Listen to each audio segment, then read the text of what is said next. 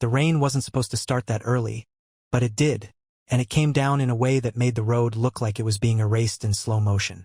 I was already halfway to the event when I realized I'd forgotten my wallet, but I didn't turn back. Something about that night made forgetting things feel inevitable. She didn't text me the address until 20 minutes before I left. Not an invite, not a time, just a pin drop with a cold little here. No kiss emoji. No, can't wait to see you. Just a location. The kind you'd send to a delivery guy. I pulled up to the building and double-checked the address, because this wasn't some hotel or banquet hall. It was a high-rise downtown, top floor, all windows and steel, like a villain's lair from a movie. Valet opened my door before I even turned off the engine. The guy handed me a token and said, "Penthouse," like he already knew who I was looking for. I stepped into the elevator, pressed the top button, and as the doors closed, I realized I had no idea who would be there. She hadn't told me, just said company people. But her company didn't usually throw penthouse parties. Her job was marketing, mid-level. Not this. This was curated, exclusive, and she'd worn a dress that made strangers double-take when we left the house. Backless, velvet, deep red like a warning light. The doors opened. Music poured out like smoke. Deep bass, strange synth, something pretentious. I walked in and didn't see her. I saw ice sculptures and a champagne wall. I saw men in jackets that cost more than my car. Women who didn't look like they paid for anything in their lives. But not her. I asked a waiter if he'd seen a woman in red. He smiled like he knew more than I did and said, "Oh, she's here." That's when something started boiling beneath my ribs. I found her 20 minutes later, or I thought I did. Just a flash of that red dress moving behind the bar, laughing with a group of suits. I moved in closer, calling her name, and she turned, locked eyes with me, and then turned away just as fast, whispering something to the man beside her. That man? Trent, the CEO. I recognized him from the company website. Sharp suit, dead eyes. She'd once said he was not her type. Now she was letting him pour her a drink like they shared something private. Something I'd never been invited to. I didn't make a scene. Not yet. I walked up, said her name again. This time louder. She smiled fake, thin. "Didn't think you'd actually show," she said, and then turned back to Trent like I was a colleague who'd overstayed his welcome. I laughed. A short, sharp laugh that came out by accident. "You told me to." She shrugged. "Well, we're kind of in the middle of something. Can you grab a drink or something?" I stood there, stunned. She said it like we were strangers, like I was bothering her at a networking event. Trent smiled at me like he'd just watched me get slapped and didn't want to miss the sequel. I don't remember walking away. I just remember ending up outside on a balcony, holding a glass I hadn't asked for, staring out at a city I no longer felt part of. Behind me, laughter rose and fell like waves crashing against a cliff I was slowly becoming. It wasn't the cheating. Not yet. That came later. It was that moment, the way she made me feel invisible, replaceable. That was the first real crack. And the worst part? That was only the beginning. I didn't stay out on that balcony because I needed air. I stayed because going back inside felt like walking into a dream I wasn't invited to. The glass in my hand had gone warm, untouched. My phone buzzed. A message from my cousin. "Happy birthday, man. Hope she's spoiling you." I stared at it until the screen faded black. Inside, the party kept mutating. The music got darker, the lights dimmer. I watched through the glass as more people arrived, or maybe they'd been there all along and I was just seeing clearly now.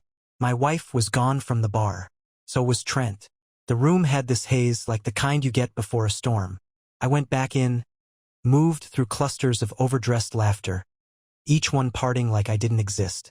I found one of the assistants she worked with, girl named Callie, always over-smiling. I asked if she'd seen her. Callie blinked once, hesitated, then gave me that stiff smile people use when they don't want to be the one to say it. "She went with Mr. Hawthorne," she said, and tried to walk away. I blocked her path. "Went where?" Callie lowered her voice like she was talking to a child at a funeral. "They're probably just having a quick meeting. Happens at these things." I left her mid-sentence. There was a hallway off the main room, roped off lazily with a staff-only sign that someone had clearly ignored. I stepped over it. Marble floors, cold lighting, doors like secrets waiting to be opened. I tried one, then another. Locked. Then one opened. A man in a silk shirt stumbled out, laughing, eyes glassy. He looked at me and said, "Oh, bro. Not in there unless you've got stock options." And then walked off muttering about oysters. I stepped in. What I saw wasn't what I expected. It wasn't just her. It wasn't just Trent. There were 5 of them. The CEO and his tight little circle. The same men she used to roll her eyes about at dinner. And she was with them. In the men's room. Sitting on the sink like it was a throne. One shoe off. Hair wild like she'd been spinning in circles. They were all laughing. She was laughing. And then she saw me. She didn't gasp. Didn't jump. Just smiled, slow and cruel. Like she'd been waiting. "Oh," she said, tilting her head. "You found us." One of the men, not Trent, some finance type, started clapping like it was a show. Another offered me a drink from a flask. I stood there, frozen. "You said you were networking," I said. My voice sounded foreign in my own throat. She slid off the sink, walked up to me barefoot. "This is networking," she whispered, close enough for only me to hear. And then she laughed again. "With them. And me." I begged her to come home. My voice cracked, and I hated myself for it. I said her name over and over. I said, "Please." I said, "Not tonight. Not like this." She rolled her eyes so hard I thought she'd fall over. "God, you're embarrassing yourself," she hissed. "It's your birthday. Go celebrate or something." I should have left, but I didn't. Trent moved forward, placed a hand on my shoulder like we were friends. "You good, man? I mean, you really good? This ain't your scene." And then the others chimed in, snickering, little jabs. One of them called me the intern. Another said, "Guess we know who wears the pants." They beat me down. Not with fists, not yet. With words, with looks, with that suffocating sense that I'd wandered into some kind of circus where I was the only one without a mask. But then one of them shoved me, hard, into the sink. I hit the edge, slipped, fell. They laughed harder. I got up, bleeding from the temple, vision fuzzy, and still I begged. They left me there. And she stepped over me, said, "You should have stayed home," then vanished into that room with them, letting the door slam behind her like a judge handing down a sentence. That was my birthday. That was the moment something inside me stopped burning and started hardening. And the night wasn't over. I don't remember how I got out of that building. I know I didn't take the elevator. I didn't want to share a box of air with anyone who might have been part of that performance. I took the stairs. 34 floors. My legs were trembling by the 12th. My temple was still bleeding, and my thoughts were no longer thoughts, just flashing images. Her laughing, Trent's hand on her back, that door slamming, the warmth of my own blood slipping past my eyebrow. I hit the pavement outside like I'd escaped from somewhere, not like I'd left voluntarily. The valet tried to hand me my keys with a smile until he saw my face. The smile dropped. "You good, man?" he asked. I didn't answer, just took the keys and drove. I drove without knowing where. Past the same streets we used to walk together. Past the Italian place we celebrated our 3rd anniversary in, where she cried over candlelight because I forgot to write a toast. She told me I was lucky she was understanding. Past the river where she once said she wanted to be proposed to, even though I'd already married her by then. I don't know how long I was out there, but eventually my phone buzzed again. A call. Unknown number. I didn't answer. Then a text, no name attached. Just one line. "He's freaking out. You should come back. This is bad." That woke something up in me. I turned around. By the time I got back to the high-rise, the valet was gone. The building was locked up. But the side door, the service entrance, was open. I slipped in like a ghost. No one saw me. Not yet. Upstairs, the music was off. Silence, thick and sudden. The kind that makes your ears ring. Something was wrong. I followed the hallway again. Same path. Same doors. But this time, no one stopped me. The men's room door was open, light spilling out like it had been kicked in. Inside, it was chaos. Glass shattered on the floor. The sink cracked. Water running from a broken faucet. And in the center of it all, Trent. Not standing. Not smug. Not laughing. Screaming. He was on the floor, gripping his arm like it was broken. One of the finance guys had blood on his shirt. Another one was passed out against the wall. The whole room looked like a brawl had broken out between Wall Street and hell. and she was gone. No red dress, no bare feet, no laughter, gone. Where is she? I asked. Nobody answered. Trent was too busy shouting about his watch being stolen, his voice high and panicked. She took it. She took my King watch. That's when I felt it. That shift. Like the earth tilted just slightly in my favor. I didn't flinch when he pointed at me. This is your fault. You brought her here. I stepped forward, looked him right in the eyes. No, I said. You did. Then I left. In the elevator, I finally looked at my reflection. Split skin, eyes bloodshot, shirt torn, but I was calm. For the first time in months, I wasn't guessing anymore. The curtain was down. I didn't know where she went, but I knew one thing for certain. She didn't expect me to come back. And now I was done playing the fool.by morning. The headlines were already buried. Some local blog had mentioned a private party disturbance at the Hawthorne Group penthouse. No names, no photos, just a few vague words about noise complaints and property damage. They made it sound like some trust fund kids got too drunk and broke a lamp. I knew better. I didn't sleep. I didn't shower. I sat in the kitchen, lights off, just listening to the creak of the fridge, the buzz of the ceiling light, waiting, hoping, maybe, that I'd hear the key in the lock, the sound of her heels clicking across the tile, the fake apology she was surely rehearsing somewhere. Nothing. Just silence. By 11 a.m., I drove to her office. She wasn't there. No one had seen her.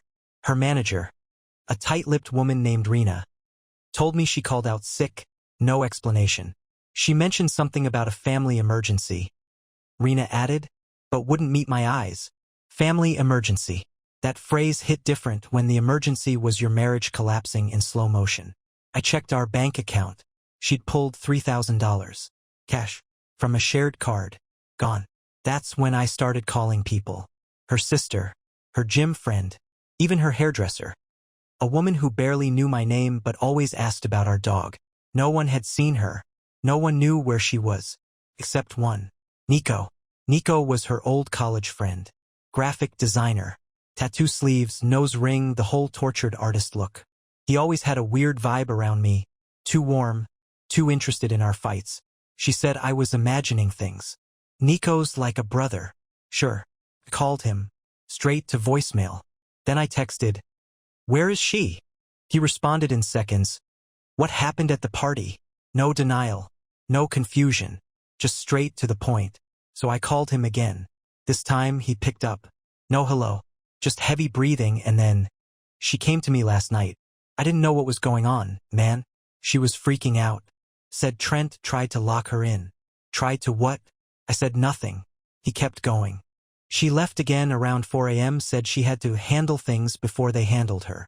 I don't know where she went. She wouldn't tell me. Did she say anything about me? I asked. Silence. Then, she said you wouldn't understand. That was all I needed. I hung up. Something was happening behind the scenes. Something way bigger than just an affair. There were moves being made, shadows shifting. And she was right in the middle of it. And I was still catching up. But I wasn't chasing anymore. I was watching. And that night she came home. Not quietly. Not shamefully. She walked in like she'd just been to the store, wearing oversized sunglasses and holding a coffee like it was any other Thursday. I was on the couch. She froze when she saw me. Then the performance began. "Oh," she said, setting her coffee down. "You're still here. Still here." She didn't ask if I was okay. Didn't ask about my face. She looked at the dried blood on my shirt like it was something she didn't have time to clean. "I have a lot to explain," she said, slipping off her coat. I stood up. "No," I said. "You really don't." She smirked. That cold little smirk she saved for customer service workers and people who corrected her. "Oh? You suddenly grew a backbone? That did it." I stepped forward. Calm. Cold. "Tell me where the money went. Tell me what happened in that room after I left. Tell me what Trent meant when he said you took his watch." She blinked. Once. Twice. Then, "You don't get to ask questions anymore." And just like that, she walked past me, grabbed her phone, and disappeared into the bedroom. Like I was the guest. Like I was the mistake. But I wasn't angry anymore. I wasn't even sad. I was interested. Because if she thought this game was over, She hadn't seen what I'd been planning while she was out playing queen. And now it was my move. She started locking her phone again. Not just a passcode, facial recognition, thumbprint, voice assistant disabled. Like she thought I'd suddenly become tech-savvy overnight. I hadn't. But I didn't need to be. Because she forgot something. We shared a cloud. That morning, while she was in the shower, humming like she wasn't 3 lies deep in something rotting, I opened my laptop. Photos were syncing. Slowly. A backlog of images she thought she'd hidden behind screen locks and smugness. Some of them blurry. Some dark. But all of them damning. There she was. In the penthouse from another angle. Sitting on Trent's lap. Flashing a peace sign with a glass of champagne in her other hand. One of the photos had a timestamp, 1:27 a.m. That was an hour after she told me she was just talking business. And then, the videos. The first one was short. 10 seconds. Just her, walking through a corridor saying, "If he finds this, I'll say it's old. He believes everything." The second was worse. It was her voice, audio only. Laughing, saying, "He's too soft to leave. Too proud to scream. He'll just fade." And someone else, a man, replying, "That's what makes it fun." I stared at the screen for a long time. Not because I didn't believe it, but because I'd never heard her sound like that. Not cruel. Not vindictive. Playful. Like I was just a subplot in her rom-com. That was when I opened the drawer and pulled out the old keychain cam. It was a stupid gift from my brother years ago. Looked like a car key fob, but it recorded in HD. I never used it, but I tested it now. Battery still worked. So I clipped it to my gym bag and left it by the bedroom. That night I said nothing. Made dinner like usual. Pasta. Garlic bread. A little salad. She sat across from me, eating like she was reviewing it for a food blog. She complimented the wine. Said, "Maybe we needed that space. I think this cleared the air." Cleared the air. I watched her. She smiled. She looked proud of herself. Like she'd negotiated world peace by pretending nothing had happened. And I played along. I asked her about her day. She lied. I nodded. She lied again. I refilled her glass. Later, when she went to the bedroom and called someone she whispered to in French, which she didn't know I understood, I left the bag by the door. Let it listen. Let it record.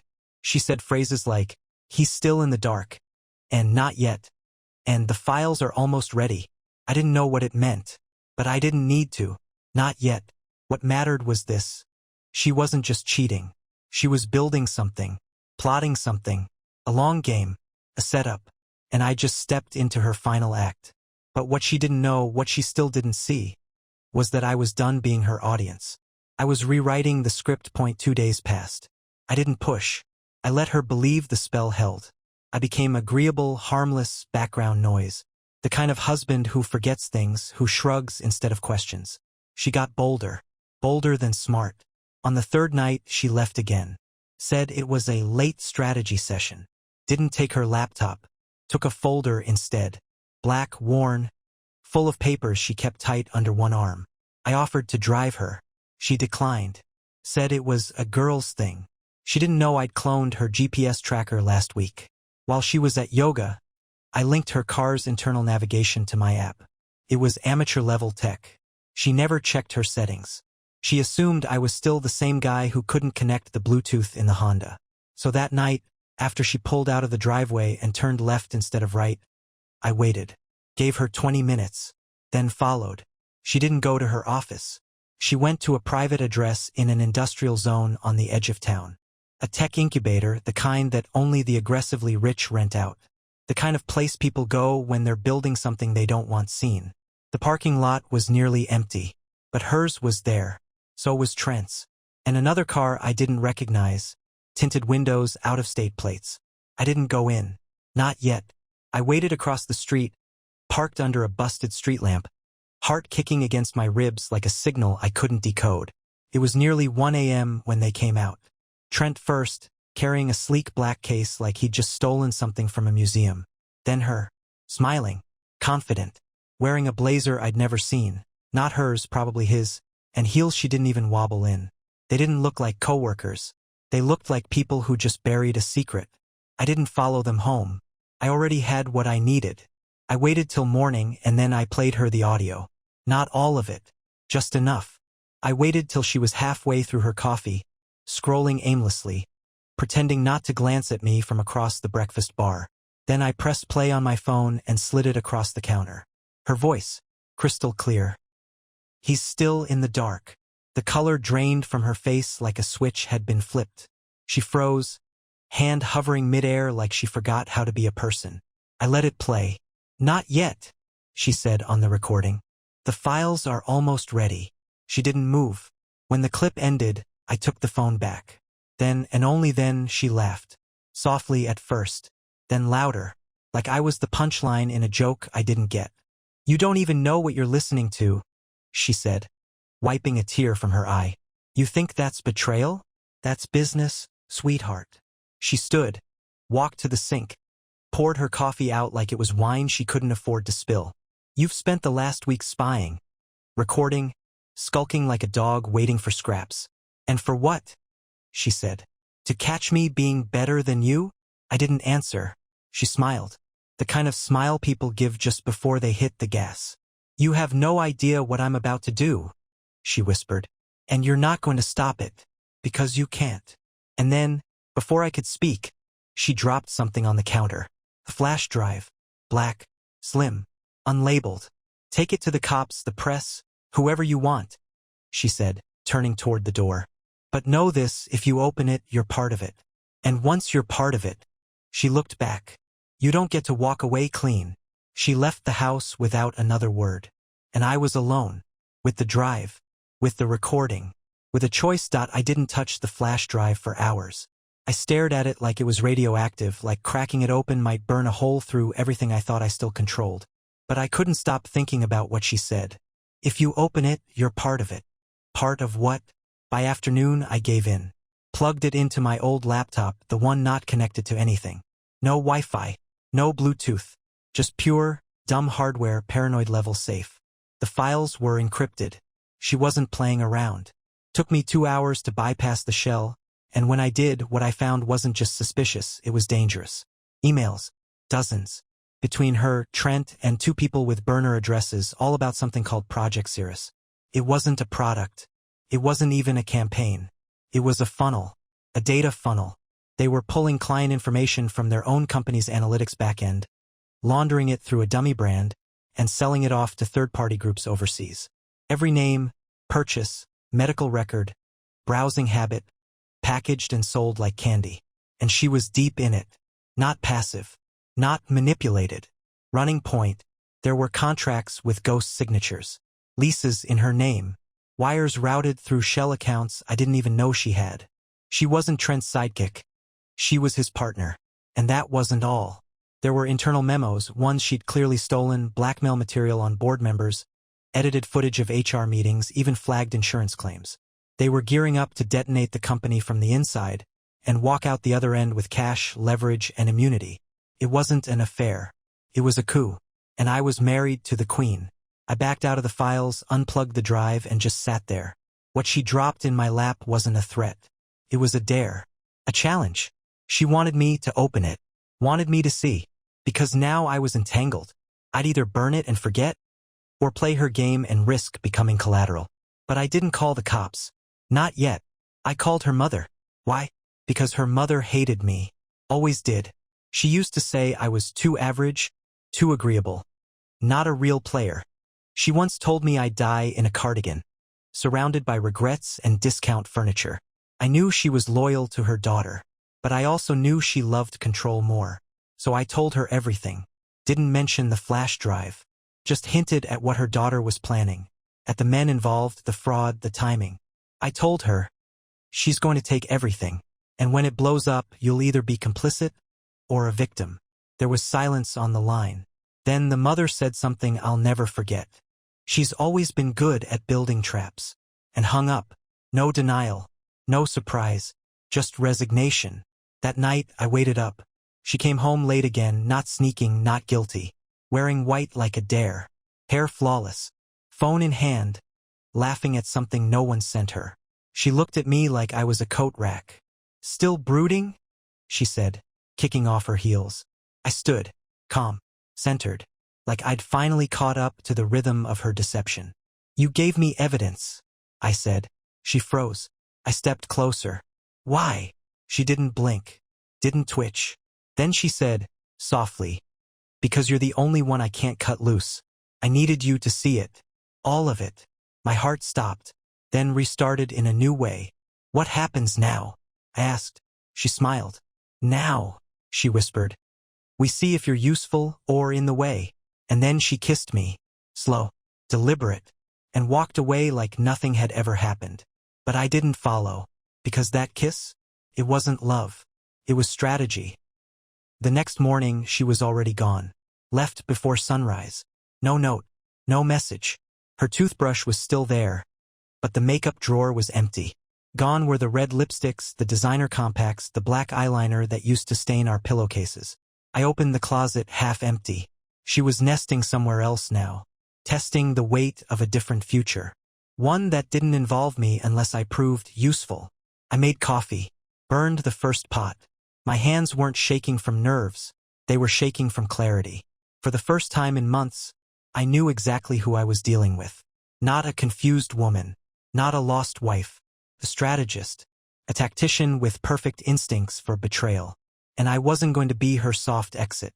By 10 a.m. I had a plan. I printed 3 photos from the drive, just 3. Her signing a lease under a false name, same name used in 2 shell companies.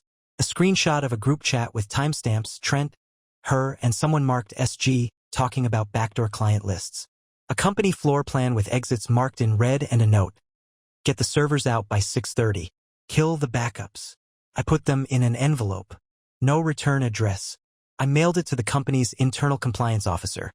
Someone I'd met once at a holiday party, who spilled red wine on a carpet and spent 10 minutes apologizing for it. The kind of person who still believed in policy. Then I mailed a second copy. To Trent's wife. She existed. Rarely seen but known. He wore a ring even if he twisted it when he talked. I found her through a charity gala page. I sent it there, addressed only to her first name. I didn't want to be the one to detonate this. I just wanted to loosen the wires. By the afternoon, things were already cracking. A call from an unknown number. Voicemail only, "You made a mistake. Big one." No name, no follow-up. I deleted it without blinking. Then a second message, this one from Nico. "You don't know what they're capable of, man. Walk away. Now." I laughed. For the first time in days I laughed. Because now they were scared. That evening she came home. Unexpected. No knock, no warning. Just keys in the door like she still owned everything she walked through. She stepped inside, eyes scanning. "You did something." I didn't deny it. She looked around like the walls might answer. Trent's wife called him, screaming. His laptop got wiped. He says compliance is sniffing. Her voice shook. The calm was slipping. I stood by the window, drink in hand, watching her unravel. "I gave you one choice," she hissed. "One." "No," I said quietly. "You gave me a role." I declined. She stormed toward me. "Do you have any idea what's at stake? I was this close. This close. You could have had a piece of it. A way out. A life you couldn't have dreamed of." "I never wanted your life," I said. Her hand twitched just slightly, like she was reaching for a tool she didn't have anymore. Charm? Threats? Tears? None of it would work now. "Then what do you want?" she said. I turned, faced her fully. "I want you to watch it fall apart. And know that I'm the one who lit the first match." She stared at me, and for the first time she looked afraid. Not because of what I'd done, but because she realized something she'd never prepared for. I wasn't leaving. I was staying. Right through the storm. The fallout didn't come with sirens or headlines. It came quietly, like a glass cracking from the inside, pressure building where no one could see. I watched it all unfold from the same kitchen she used to hum in while microwaving her kale bowls. Like none of it would ever touch her. The first hit was the internal audit. An anonymous tip triggered it. Someone flagged her access history, cross-referenced her login timestamps with known data breaches. I didn't have to lift a finger after that. The system was designed to eat its own. By the end of the week, her keycard stopped working. She came home furious, raving about idiots in compliance, and Trent throwing her under the bus. I listened without speaking, nodding like a husband who still cared, who didn't already know about the second envelope I mailed. Because the real hit, the one she didn't see coming, was the leak. I sent a digital copy of those files to 3 people. A mid-tier journalist known for exposing corporate scandals. An ex-employee who'd been forced into an NDA after a sexual harassment claim, buried by her team. A private investigator I found through a Reddit thread about whistleblowers. I gave each one a different piece of the puzzle. Not enough to blow it wide open alone, but together, enough to burn the entire building down. And it worked. The journalist ran a piece. Not front-page news, but enough to spook the investors. Stocks dipped. The company froze assets, halted internal promotions, and started interrogating their own. HR went dark. Half the staff stopped showing up. By now, she was pacing, not sleeping, checking her phone every 5 minutes like she was waiting for a lifeline. Trent ghosted her. She tried calling Nico. He blocked her. And then she turned to me. That night, I came home to find her in the kitchen. Wine glass untouched. Laptop open. Tears in her eyes. Not from guilt. From loss. "You don't understand what you've done," she said, voice cracked but sharp. "They'll come after me. You made me a liability." "You were always a liability," I said, tossing my keys on the counter. "You just never thought the mirror would turn." She stood. Her makeup was half-worn, like she hadn't decided if she was playing the victim or the villain yet. "Do you think they'll believe you over me?" she said. "You think this makes you some kind of hero?" I walked right up to her, not touching, just close enough for her to hear every word. "I don't want to be the hero," I whispered. "I just want you buried beneath your own script." She flinched, just for a second, and that's when I knew it, the game was over. She was still standing, but the floor beneath her had already collapsed. The final move wasn't mine. It never was. It was hers. She picked up her wine glass, drained it, set it down gently, then walked out. No suitcase, no threats, just silence. And this time, she didn't come back. It's been 3 weeks since she vanished. Not vanished like before.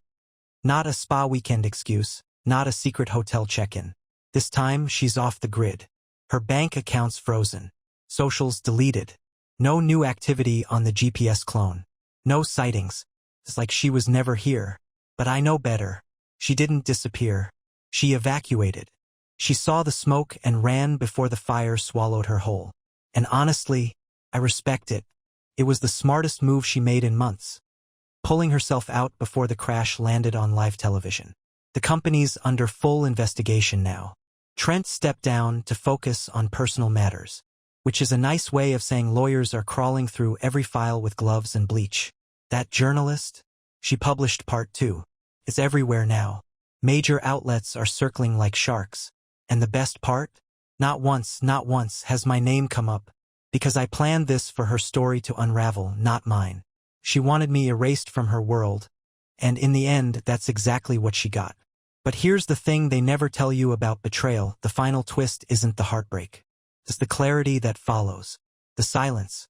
The way you finally hear yourself again. And that silence? It's glorious. I got the house. No fight. She abandoned the lease. I got a lawyer just in case she tries to crawl back. But something tells me she won't. Not here. Not after what she did. Not after what I did. I boxed up her things. Every designer piece. Every note. Every artifact of our fake life together.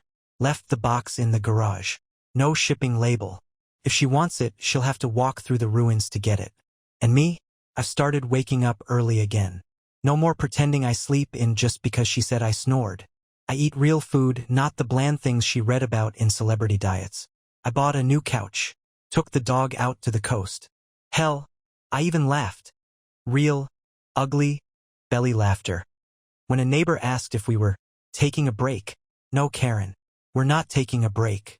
We're closing the book. What did I learn? That some people wear masks so long, they forget there's a face underneath. And when the mask slips, they'll do anything, to keep you from seeing what's really there.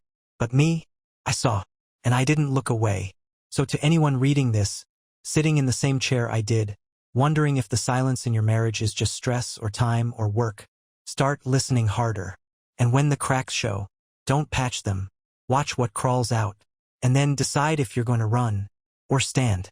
That's the end of it. Unless she comes back. But if she does, she won't find the same man she left. And I promise you, she'll wish she never came home.